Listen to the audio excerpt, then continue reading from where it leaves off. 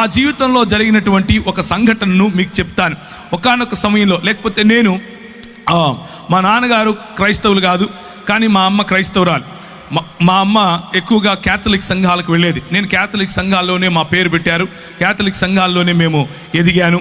ఆ తర్వాత గుండ్లు కొట్టించుకుంటూ తిరిగే టైపు, అంటే వేలాంకడికి వెళ్ళటం, ఇలాంటి పరిస్థితి.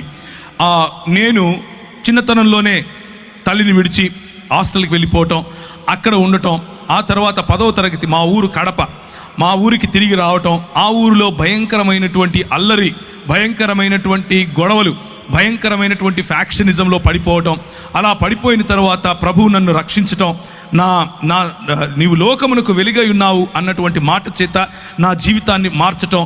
ఒకానొక సమయంలో మరి కోల్పోయినటువంటి సంబంధాల కారణంగా నేను దుఃఖిస్తూ ఉన్న సమయంలో ఒక వ్యక్తి నన్ను సంఘానికి తీసుకుని వెళ్ళటం, లేకపోతే ఒక యూత్ మీటింగ్కి తీసుకుని వెళ్ళటం. అక్కడ నేను ప్రభువును తెలుసుకోవటం, నీవు లోకానికి వెలుగై ఉన్నావు అన్న విషయాన్ని ఆయన గుర్తు చేసి ఆయన నా జీవితంలో రక్షణ సువార్తను, నా జీవితంలో దేవుని రాజ్య సువార్తను ఆయన నాటినప్పుడు నా జీవితం మారిపోయింది.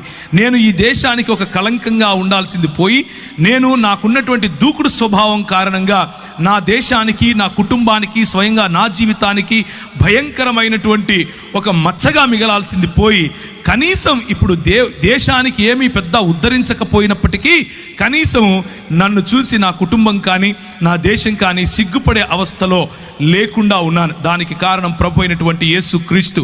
అలా నా జీవితాన్ని కొనసాగించే సమయంలో నేను వాడేటటువంటి డ్రగ్స్, నేను తాగేటటువంటి అన్ని లోకంలో ఉన్న ప్రతి గొడవ, లోకంలో ఉన్నటువంటి ప్రతి అలవాటు ఆయన తీసివేశాడు. ఒకానొక సమయంలో నేను ప్రార్థన చేసుకుంటున్నాను.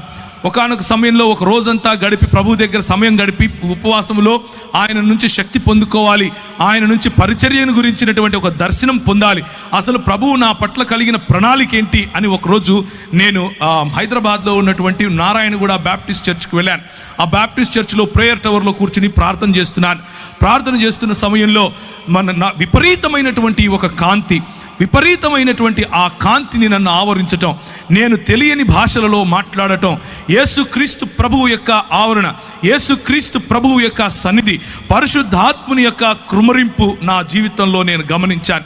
పరిశుద్ధాత్ముడు నన్ను తాకినప్పుడు, పరిశుద్ధాత్ముడు నా పైన బలంగా వీచినప్పుడు నేను తట్టుకోలేకపోయాను.